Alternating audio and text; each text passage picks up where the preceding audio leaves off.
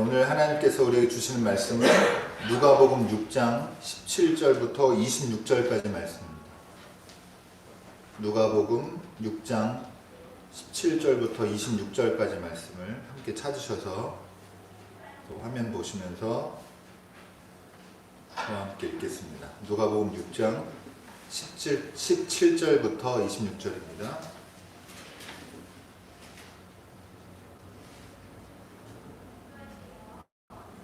읽겠습니다. 예수께서 그들과 함께 산에서 내려오셔서 평지에 서셨다. 거기에 그의 제자들이 큰 무리를 이루고 또 온 유대와 예루살렘과 두로 및 시돈 해안 지방에서 모여든 많은 백성이 큰 무리를 이루었다. 그들은 예수의 말씀도 듣고 또 자기들의 병도 고치고자 하여 몰려온 사람들이다. 악한 귀신에게 고통을 당하던 사람들은 고침을 받았다. 온 무리가 예수에게 손이라도 대보려고 애를 썼다. 예수에게서 능력이 나와서 그들을 모두 낫게 하였기 때문이다. 예수께서 눈을 들어 제자들을 보시고 말씀하셨다. 너희 가난한 사람들은 복이 있다. 하나님의 나라가 너희의 것이다. 너희 지금 굶주리는 사람들은 복이 있다. 너희가 배부르게 될 것이다. 너희 지금 슬피 우는 사람들은 복이 있다. 너희가 웃게 될 것이다. 사람들이 너희를 미워하고 인자 때문에 너희를 배척하고 욕하고 너희의 이름을 악하다고 내칠 때에는 너희는 복이 있다. 그날에 기뻐하고 뛰놀아라. 보아라, 하늘에서 받을 너희의 상이 크다. 그들의 조상들이 예언자들에게 이와 같이 행하였다. 그러나 너희 부요한 사람들은 화가 있다. 너희가 너희의 위안을 받고 있기 때문이다. 너희 지금 배부른 사람들은 화가 있다. 너희가 굶주리게 될 것이기 때문이다. 너희 지금 웃는 사람들은 화가 있다. 너희가 슬퍼하며 울 것이기 때문이다. 모든 사람이 너희를 좋게 말할 때에 너희는 화가 있다. 그들의 조상들이 거짓 예언자들에게 이와 같이 행하였다. 이는 하나님의 말씀입니다. 오늘은 뒤바뀌는 세상의 하나님이라는 제목으로 말씀을 함께 나누도록 하겠습니다. 우리 먼저 인사 나누고 시작하겠습니다. 우리 반가운 얼굴도 보이는데 우리 앞에 뒤로 좀 돌아보시면서 누가 왔나 보시면서 우리에게는 미래가 있습니다. 인사하겠습니다. 우리에게는 미래가 있습니다.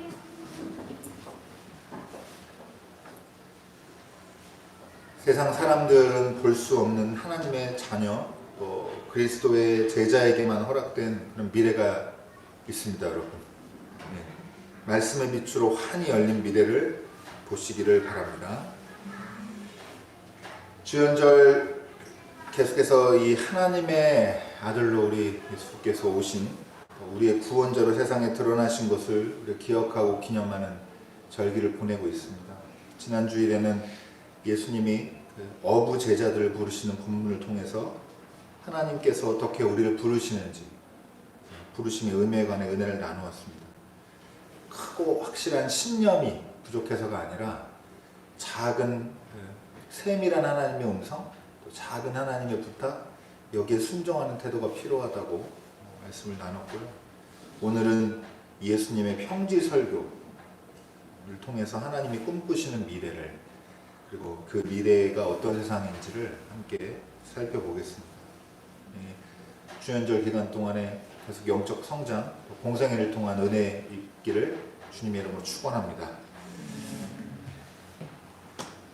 오늘 본문 읽어보시면 저랑 함께 읽어보시면 알겠지만 이거에 좀 더 길고 확장된 버전이 있어요. 성경의 다른 복음서에. 어디 있죠? 마태복음에 있습니다. 마태복음에 산상수훈, 상산설교 해가지고 5장에서 7장까지 107절로 이루어진 아주 긴 부분에 예수님의 비슷한 가르침이 있고요. 여러분도 이제 그 마태복음 그 산상설교 부분에 팔복 나오는 거 아마 아실 거예요. 오늘이랑 말씀이랑 중첩되는 것이 있고, 여기서는 누가복음에서는 4개만 소개되는데 8개의 복으로 그렇게 마태복음에 더 확장되고 발전된 버전으로 긴 설교를 가지고 있습니다. 오늘 누가에는 말씀드린 대로 4개의 복과 저주, 축복과 저주가 나오는데 그 내용이 사실은 마태복음에 있는 것보다 상당히 자극적이고 직접적이고 굉장히 도전적이에요. 파격적인 그런 말씀입니다. 여러분 진지하게 읽으셨으면 이게 처음부터 털컥 걸리게 돼 있거든요. 이게. 가난한 자는 복이 있다 그러니까. 여러분 이게 어떤 의미인지 신앙적으로 우리에게 어떤 진중한 도전을 주는지 같이 살펴보도록 하겠고요. 자, 우리 내용을 본격적으로 살피기 전에 이 메시지, 오늘 이 본문이 일어나고 있는 이 현장 전에, 그리고 이 사전에 이 주변의 배경이 그리고 대상이 어떻게 되는지를 먼저 한번 보도록 하겠습니다. 오늘 예수님의 가르침은 어떻게 시작하냐면 산에서 내려오셔서 어디에 서셨대요? 평지에 서셨다라고 하는 게 이게 굉장히 특별한 의미가 있습니다. 그래서 제가 앞서 말씀드린 대로 이 부분을 성경에서 평지설교라고 보통 불러요. 평지설교. 여러분 산이 아니라 평지라고 하는 것이 의미가 있다는 거고요. 산은 보통 성경에서 어떤 장소로 상징으로 많이 사용이 되냐면 하나님을 만나는, 하나님, 그걸 이제 좀 어려운 말로 하면 하나님이 현현하시는 공간으로서 산이 늘 나타납니다. 대표적인 게 누가 있죠? 뭐 어떤 장면이 있죠? 모세가 하나님의 계명을 받을 때 시내산에 올라가죠. 그리고 요 이제 공생의 중간에 어느 쯤에 있는 예수님이 제자 셋을 데리고 변화산에 올라가셔가지고 모습이 변모하시는 거, 하나님의 음성 듣고. 그러니까 산은 특별한 장소를 말해요. 보통 성경에서 구약시대 때부터 하나님을 만나는 사람들은 이 일상에 우리 평지를 벗어나서 산으로 가야 하나님을 만난다. 어떤 특별한 장소 하나님이 임하신다. 이런 생각을 가지고 있는데 제가 말씀드린 것처럼 반대로 이해하면 평지는 어떤 곳이에요? 누굴 만나는 곳이에요? 평지는 사람을 만나는 장소입니다. 그래서 예수님이 간략하게 말씀드리면 어디서 어디로 오신 분이에요? 하늘에서 땅으로 오신 분이잖아요. 임마누엘이 하나님이신데 그게 무슨 말이냐? 산에서 내려오셔서 평지에 서신 분이 예수님이시다 라고 이해하시면 됩니다. 그래서 평지에서 사람을 만나는데 어떤 사람 만나요? 뒤에 이어진 말씀 보면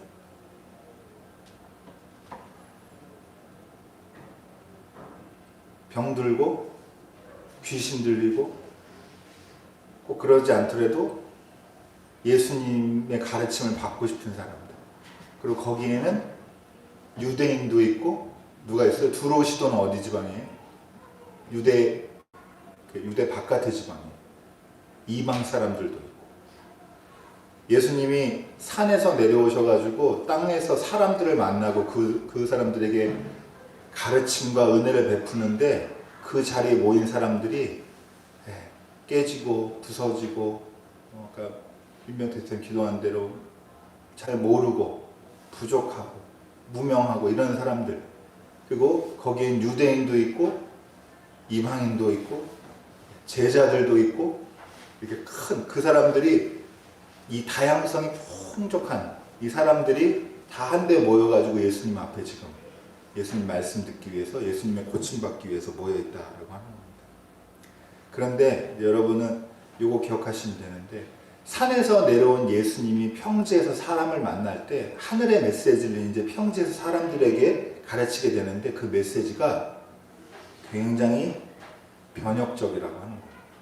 이런 특징이 있다라는 걸 여러분 먼저 기억을 하시면 좋을 것 같습니다. 그러니까 쉽게 말하면 하나님이 세상에 내려서 사람을 만나가지고 하늘의 메시지를 전달할 때 그 메시지들은 지금 하던 대로 잘 살면 된다. 이렇게가 아니라 내가 꿈꾸는 세상이 확 전복된 세상이야. 도전적인 미래, 기존 체제가 다 뒤바뀌는 세상, 이런 굉장히 파격적인, 변혁적인 메시지를 담고 있다라고 하는 걸 우리가 기억해 볼 수가 있습니다. 여러분, 우선은 기본적인 배경이 이렇게 되고요. 두 번째로 예수님이 이 구체적으로 오늘 이제 복과 저주에 관한 말씀을 하시는데 이 대상은 누군가요? 제자들이에요. 요 구분하실 필요가 있습니다. 가난한 자는 복이 있다라고 하시는 예수님의 말씀을 이 무리 전체에게 하시는 게 아니고 누구한테 하는 거라고요? 그리스도에게 헌신된 사람들, 우리도 해당됩니다. 우리는 예수님을 따르는 무리가 아니라 예수님을 주님으로 믿고 구원자로 받아들인 사람들인데, 이 사람들에게는 눈을 맞추면서 예수님께서 따로 말씀하신다는 거예요. 그게 중요하고 이 대상을 구분할 필요가 있습니다. 여러분, 여기 병 고치러 온 사람들은 예수님에게 한번 손이라도 한번 예수님에게 한번 닿아보려고 애쓰는 사람들을 모두를 무리라고 부르는 거고요. 다양한 사람들이 있지만 이미 예수님에게 닿아서 예수님과 눈을 맞추고 예수님의 가르침대로 하늘에서 산에서 평지로 내려오신 하나님의 말씀을 듣고 순종하겠다고 각오하고 결심한 사람들, 그런 사람들에게는 다른 말씀으로 오늘 말씀을 가르치고 있다라고 하는 겁니다. 한 자리에 모여 있었겠지만 성경에서 조금 더 이 말씀을, 메시지를 누구를 대상으로 전하는지를 보여주고 있는 건데요. 여러분, 제자들에게 전하는 예수님의 말씀은 처음 시작이 이렇게 됩니다. 가난한 자는, 너희 가난한 사람들은 복이 있다라고 얘기합니다. 여러분, 가난하세요? 복 받으셨습니다. 저도 꽤 처음부터 걸리죠? 여러분 다 보고 더 얘기를 나눠볼게요. 두 번째는 뭐라고 그래요? 굶주린 사람들은 복이 있다라고. 그 다음 뭐라고 그래요? 굶주린 사람들. 지금 슬피 우는 사람들은 복이 있다라고. 마지막으로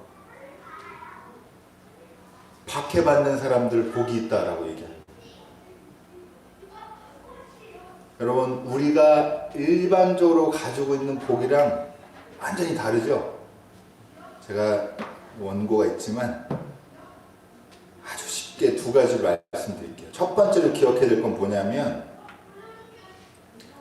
하늘에서 내려온 하나님의 메시지가 우리가 세상 살면서 겪고 있는 이 고통, 우리가 잘 살아보려고 겪는 이 고통을 만들어내는 구조적인 그 틀 있잖아요. 시스템. 이걸 승인해주고 이걸 완고하게 만들려고 하나님이 굳이 하늘에서 내려와서 땅으로 온 게 아니란 말이에요. 그걸 완고하게 만드는 사람들은 이미 다 다른 수저 물고 태어났단 말이에요. 그럼 이 하나님이 산에서 내려오셔서 평지에서 사람들 만났을 때 그 사람들 가운데 병자도 있고 악한 귀신 들린 사람도 있고 이방인도 있고 다 섞여 있는데, 이런 사람들 중에서도 하나님이 누구를 보고 오신 거에 일단 가난한 사람 보고 오셨다라고 하는 거예요. 그리고 이 말이 어떤 말이냐? 두 번째로, 하나님이 세상에 꿈꾸는, 이 세상에서 하나님이 꿈꾸는 나라가, 세상이 완전히 뒤바뀌는 세상이다. 슬픈 사람, 굶주리는 사람, 배고픈 사람, 가난한 사람, 박해받는 사람, 욕 얻어먹는 사람, 배척당하는 사람한테는 하늘나라고, 지금 떵떵거리고 잘 살고 배부르고 등 따시고 앞에 뒤에 걱정 없는 사람들한테는 화가 되는 세상을 하나님이 꿈꾸신다라고 하는 겁니다. 오늘 젊은 우리 청년분들 많이 자리에 계신데 미안합니다. 제가 미안할 일은 아닌데, 저도 기독교 신앙에서 하나님이 우리에게 안녕을 주시고 복을 주신다는 것을 오랫동안 어떻게 생각했냐면, 하나님이 우리를 이 땅에서 잘 살게 하시는 걸로 오랫동안 그것만 있다고 생각했어요. 그런 부분이 없지 않아요, 하나님의 말씀에. 여러분, 중산층 정도는 우리가 살아야 될 거 아니에요. 그 정도는 그냥 하나님이 하나님 나라가 임하면 다 모두에게 임할 복처럼 생각하셔도 되겠어요. 그런데 자기 욕구랑 욕망을 실현해내는 도구로 하나님 이용하면 안 되는 겁니다. 우리가 그게 구분이 잘 안 가요.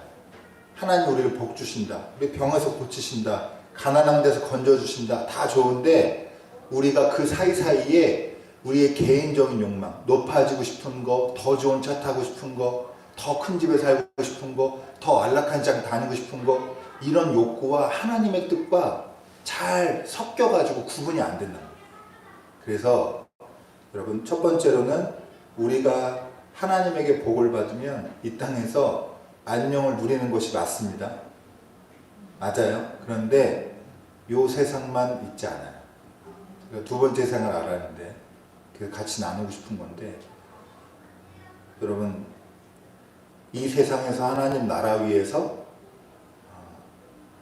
핍박받고, 여러분 핍박받는다 그러면 전도하다가 욕먹고 막 스님한테도 막 안수 기도하는 막 그 지하철 그 밈 있잖아요. 그런 거 말하는 거 아니에요. 그건 아주 비상식적인 행동. 아무한테나 그렇게 하라는 게 아니에요. 이 세상에 가난한 사람들이 조금 더 잘 살게 되고, 핍박받는 사람들을 억울한 걸 풀어주고, 굶주린 사람들이 조금 더 먹을 수 있게 해주는 세상 만들려는 사람들을 위해서 하나님이 이 땅에 오셔가지고 그 사람들을 복되다 하신단 말이다. 이렇게 기억하시면 됩니다. 그러니까 우리가 삶의 방향이 어디를 향해야 될까요? 가난한 사람, 굶주린 사람, 정책을 정하든지 교회가 가야 될 방향성을 정하든지 할 때 제일 중요한 방향성이 이거입니다. 그래서 여러 차례 얘기해도 이게 자기 마음에 탁 와닿으려고 그러면 저는 하나님의 때가 있다고 생각하는데, 우선은 오해를 무릅쓰고 말씀드리는 거는, 여러분들이 세상에서 기본적인 복 받기 위해서 하는 기도, 필요에 의한 기도 하세요. 하고 응답 받으시기 바랍니다. 그런데 여러분, 일생 한 번도 도전 없이 그냥 그게 하나님 만나는 전부다라고 생각하는 건 벗어나 봐야 된다, 이 말이에요. 내 가족, 내 아내, 이거 말고 세상에 눈 조금만 돌려보면 아픈 사람들이 얼마나 많이 있는데. 제가 광주에서 교회 이럴 때 알고 지냈던 어떤 그 권사님이랑 청년을 만났어요. 연말에 만났는데, 한 1년 전에 제가 슬픈 소식을 들었는데 내색을 안 하고 있었어요. 뭐라고 말씀을 못 드려가지고. 그 가족 중에 부모님이 한 분이 일하다가 돌아가셨어요. 일하는 현장에서 돌아가셨는데, 그래서 만나서 얘기를 쭉 1년 넘고 그러니까 같이 얘기를 해보고 그러는데 참 마음 아픈데 그래도 잘 신앙으로 잘 이겨내고 계시더라고요. 좋은 방향으로 생각하시고. 그런데 평생 남의 일이라고, 뉴스에서 아무리 봐도 남의 일이라고 생각했는데 무슨 얘기를 하냐면 소송을 하고 있다고 그러시더라고요. 그래서 왜 그러냐 그랬더니, 회사에서 일한 현장에서 돌아가셨는데 본인 실수로 처리를 하려고 그렇게 애를 쓰더래요. 그래서 그런 거는 시위하고 저기 화력발전소에서 누가 죽고 그래서 부모들이 막 나와서 싸우고 그래도 다 남의 일이죠. 그냥 듣고서는 우리가 그냥 그런 세상이 있구나 이렇게만, 우리 일이 아니니까 넘어가는데, 막상 자기가 딱 그런 일을 겪어보니까 아니더라는 거예요. 이럴 줄 몰랐다. 자꾸 트집을 잡고 개인적으로 뭐가 문제가 있었기 때문에 스스로 목숨 끊는 거라고 회사에서 그렇게 몰아가려고 한다는 거예요. 여러분 얼마나 기가 막혀요.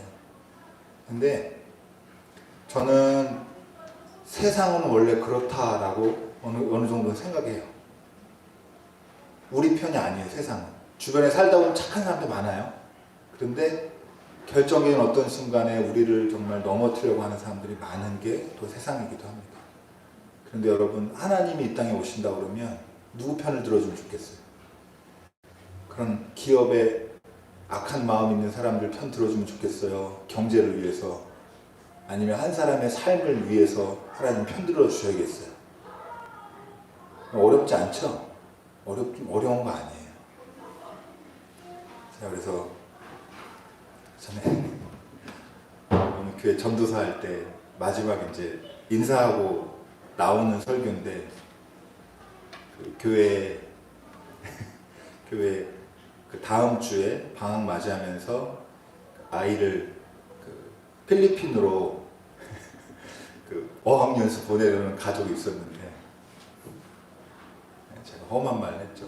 나중에 후회하긴 했는데, 하나님이 계시다 그러면 집이 풍족해서 어학연수 보내는 애한테 신경 써셔야겠냐, 아니면 아무도 못 도와줘가지고 공부도 제대로 못 받는 아이를 하나님이 교육시켜줘야겠냐, 이렇게 제가 얘기해가지고, 제가 이렇게 눈치가 없어가지고 여태껏 용케 살아남았는데, 근데 제가 말하고 싶은 핵심은 그거예요. 하나님이 하늘에서 굳이 내려오셔서 세상에 만났는데, 이 세상을 그대로 유지해서 이 세상에서 지금 잘 먹고 잘 사는 사람들한테 보탬이 되려고 한다 그러면 왜 내려왔냔 말이에요. 여기 그냥 하늘에 계시면 되지. 내려오시면 어떻게 해야 돼요? 누굴 봐야 돼요? 가난한 사람을 봐야 돼요. 그 사람들을 위한 세상을 꿈꾸셔야 그게 하나님, 우리가 믿을 만한 하나님 아니에요. 네? 좀 불순한 말처럼 들리지만 여러분, 하나님이 그래서 가난한 사람, 굶주린 사람, 지금 슬픈 사람들, 그리고 박해받는 사람들, 칭송받는 사람이 아니라 그런 사람들 편에 계시다라고 하는 겁니다. 마지막으로 이제 말씀 마칠게요. 여러분, 제가 세상이 바뀌면서 우리 저기 어린이들도 있고 가장 저기 젊은 청년분들도 있고요.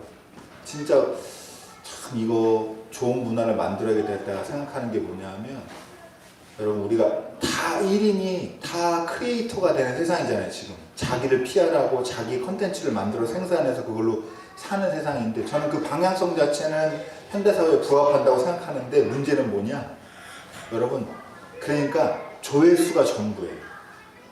어떤 사람한테 그 컨텐츠가, 자기가 전달하는 메시지가 뭐냐가 중요한 게 아니라 자기가 조회수가 얼마큼 나오냐 중요한 거예요. 그러니까 말도 함부로 하고 거짓말도 하고 악한 열매가 악할 것도, 조회수를 위해서는 하는 사람들이 많이 있단 말이에요. 가짜뉴스 퍼뜨리고 컨텐츠도 굉장히 유해한 것들 만들어서 사람들 같이 나누고. 왜냐하면 사람들이 많이 보기만 하면 되니까. 여러분, 그게 전부가 아니라고 생각하시면 돼요. 지도자 정해야 되는 우리 시점 자꾸 다가오는데 마찬가지예요. 여러분, 모든 사람이 들을 때 다 좋아할 말 하는 사람들은 뽑지 마세요. 그게 어떤 후보다라고 말하면 제가 이제 법에 걸리니까 저도 고민 중인데 그런 말을 안 할게요. 다 각자 소신대로 하십시오. 그런데 여러분, 기본적으로는 자극적으로 말을 만들어낸다거나, 아니면 자기가 모든 사람이 들을 법한 애매한 그냥 얘기, 그런 얘기들만 공약으로 거는 사람들은 여러분 뽑지 마시기 바랍니다. 나중에 뽑아놓고 나면 공약 안 지킬 거 다 알잖아요. 정치인 아주 신뢰하는 분들 우리는 얼마나 계실지 모르겠는데, 여러분 잘 기억해 보시면 좋겠습니다. 돈만 벌면, 친구들 만나보면 저도 돈 벌면 다 용서돼요. 어떻게 살았는지. 여러분 무슨 말인지 이해하시죠? 좋은 차 끌고 다니면 그 전에 어떻게 살았는지 다 용서되는 세상이란 말이에요. 조회수만 많이 나오고 유명인 되고 인기 얻으면 컨텐츠가 어찌됐건 다 용납되는 세상이란 말이에요. 하나님, 이런 세상을 저는 기뻐하지 않는다고 생각합니다. 우리는 다른 사람이 얼마나 우리를 인정해 주느냐, 우리가 이거를 얼마나 우리가 소득을 내느냐 보다도 우리한테는 이 컨텐츠가, 우리가 만들어내는 메시지가 얼마나 튼튼하고 건강한지, 이런 것들이 훨씬 더 중요한 문제고, 방향성은 아래를 향한다. 이 땅에 가난한 사람들을 위해서, 굶주린 사람들을 위해서, 슬피 우는 사람들을 위해서, 박해받는 사람들을 위해서, 우리도 예수님의 제자라면 그런 삶의 방향성을 가져야 될 줄 믿습니다.